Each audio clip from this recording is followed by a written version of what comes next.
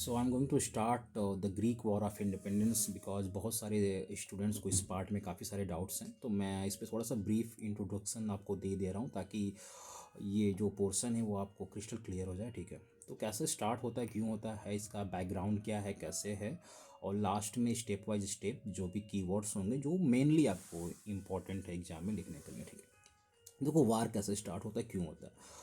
Portion का नाम है ग्रीक वॉर ऑफ इंडिपेंडेंस। ठीक है, तो आपका जो ग्रीक है वो लैंग्वेज है, और ग्रीस जो है वो कंट्री है। ठीक है, ग्रीस कंट्री है, और कॉन्फ्लिक्ट अराइज होता है क्योंकि ऑटोमन एम्पायर जो कि बेस्ड है टर्की में, वो रूलिंग स्टार्ट कर देता है ग्रीस के ऊपर। ठीक है, और ग्रीस की जो मैक्सिमम पॉपुलेशन है वो है आपकी क्रिश्चियंस। ठीक है, तो थोड़े से रिलीजियस डिफरेंसेस भी हैं। ठीक है, और आप देखोगे कि फ्रेंच रिवॉल्यूशन स्टार्ट हो जाता है 1789 में, और यहाँ से काफ़ी सारे आइडियाज़ वहाँ तक पहुँचते हैं क्योंकि दोनों ही यूरोपियन कंट्रीज़ हैं। ठीक है, तो कहीं ना कहीं दोनों के बीच में काफ़ी बॉन्डिंग अच्छी थी, आप बोल सकते हो फ्रांस और ग्रीस के बीच में। ठीक है, क्योंकि दोनों ही क्रिश्चियन कंट्री हैं। ठीक है, और इसी बीच में ग्रीस को सपोर्ट मिलता है प्रॉपर तरीके से ब्रिटेन से और रसिया से, क्योंकि ये दोनों कंट्री भी क्या हैं, क्रिश्चियन कंट्री हैं। ठीक है, तो फिर आप स्टार्ट कैसे करोगे, ठीक है, इसको, क्योंकि ये जो ग्रीक वॉर ऑफ इंडिपेंडेंस है वो स्टार्ट होता है 1821 में, तो ये काफ़ी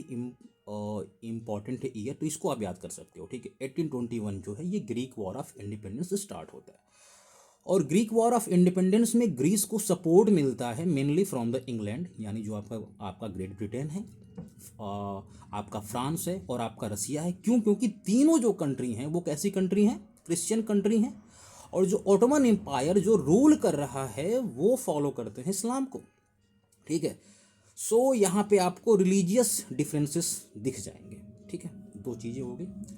थर्ड पॉइंट आप यूँ कर सकते हो कि जो आपके बुक के हिसाब से बात की जाए तो जो इंग्लैंड के हैं लॉर्ड बायन, जो कि एक पोएट हैं, तो उनके भी आइडियाज़ वहाँ तक पहुँचते हैं ग्रीस तक, और वो सिर्फ आइडियाज़ से ही नहीं था, और काफ़ी मनी से भी काफ़ी हेल्प करते हैं, पैसे से हेल्प करते हैं। आप यूँ बोल सकते हो कि फंडिंग होती है बाय द लॉर्ड बायन। ठीक है, तो पैसे से हेल्प करते हैं ताकि वीपन्स खरीद पाएँ सोल्जर्स के लिए, बहुत सारी चीज़ें होती हैं। ठीक है, और इसी बीच में 2 साल के बाद लगभग इनका डेथ होता है, 1824, सॉरी 3 साल के बाद, तो 1824 में इनका डेथ हो गया ड्यू टू द फीवर। ठीक है, तो 3 पॉइंट हो गए। ठीक है, और इसी बीच में बच्चों बहुत सारे बैटल और ट्रीटी होते हैं जो कि आपके बुक में मेंशन नहीं है, तो वो पॉइंट्स हमको याद भी नहीं करने हैं। जैसे एक बैटल होता है, बैटल ऑफ नेवेरिनो। अब इस बैटल में मेनली शिप्स इन्वॉल्व थे। ठीक है, 3 कंट्री को बैक करते हैं, किसको, ग्रीस को। उन 3 कंट्रीज का नाम है फ्रांस, ब्रिटेन और रसिया, और यही तीनों बनते हैं मीडिएटर।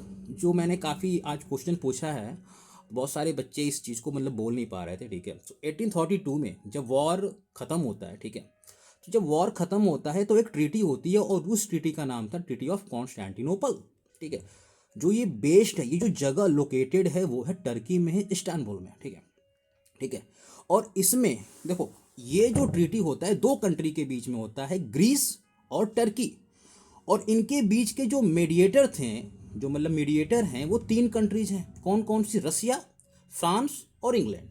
क्यों? ये तीनों कंट्री कैसी हैं, क्रिश्चियन कंट्री हैं, so Christians country supported the Christians. ठीक है, तो आपको अब इंपॉर्टेंट कीवर्ड्स पे ध्यान देने हैं।